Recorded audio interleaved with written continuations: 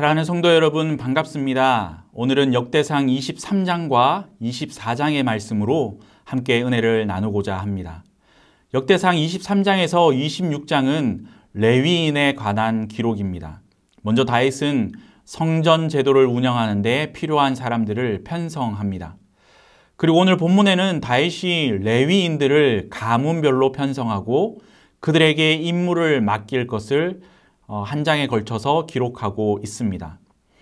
역대상 22장에서 29장의 내용은 사무엘서나 열왕기에는 나오지 않습니다.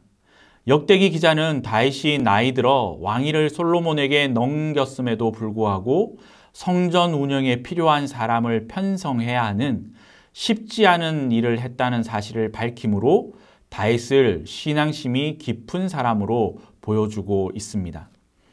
하나님을 믿는 신앙인들은 세상 사람들과 함께 살지만 그들과 구별되어야 합니다. 또한 세상 속에서 책임을 다해야 하지만 하나님 나라의 백성으로서도 영광과 번영을 위해 최선을 다해야 합니다. 그러나 그것은 결코 쉽지 않습니다. 역대상 23장의 말씀을 통해서 성도들이 세상에서 중요하게 여겨야 할 점은 무엇인지 살펴보면서 은혜를 나누고자 합니다. 첫 번째는 하나님 나라를 위한 일임을 잊지 않았습니다. 다윗은 자신이 하나님으로부터 왕의 자리를 위임받은 자임을 잊지 않았습니다. 그에게 있어서는 하나님 나라를 위한 일이 최우선이었습니다.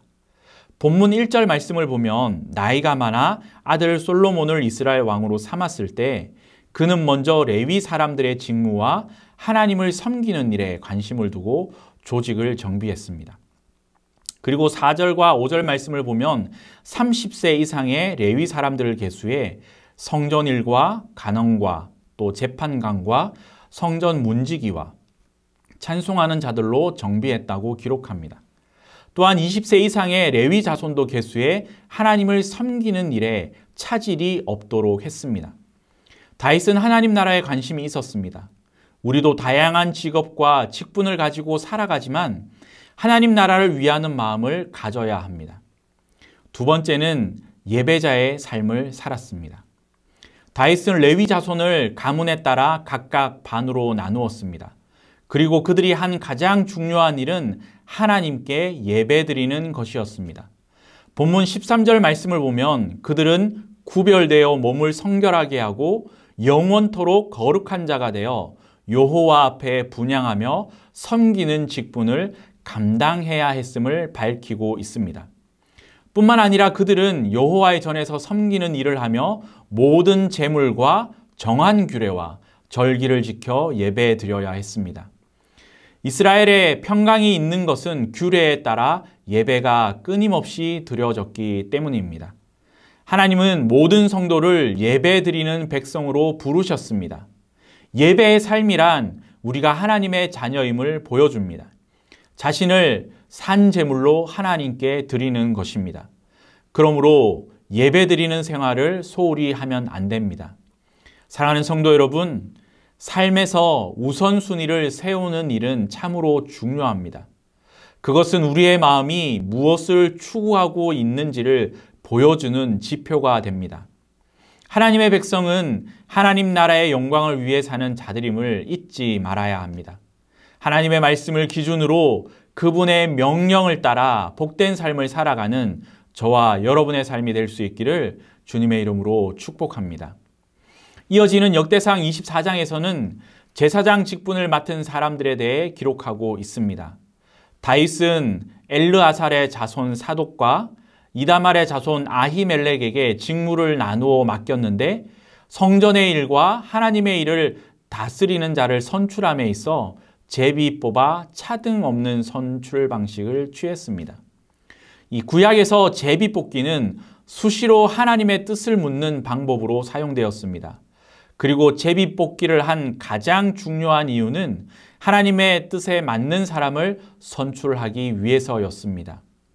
인기와 여론과 영향력과 개인적인 안면과 같은 요소를 배제하고 하나님의 뜻을 최우선으로 했다는 점이 중요합니다. 믿음의 공동체에서 어떤 일을 선택할 때 가장 중요한 것은 하나님의 뜻입니다.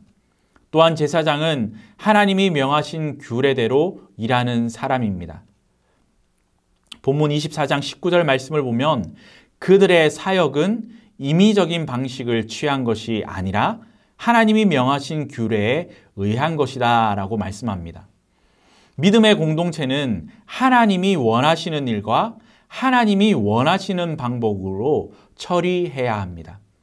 믿음의 공동체가 다른 일에 눈을 돌려 본연의 사명을 망각한다면 그 공동체는 파멸에 이르게 될 것입니다. 수많은 교회가 세속적인 방식으로 운영하고 하나님 나라보다 자신의 이익이나 명성을 추구하면 복음의 생명력은 사라질 것입니다. 사랑하는 성도 여러분, 믿음의 공동체는 세상의 원리를 쫓아서는 안 되고 하나님이 정하신 원리에 순종해야 합니다.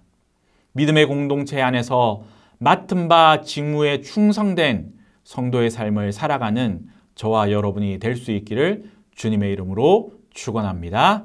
감사합니다.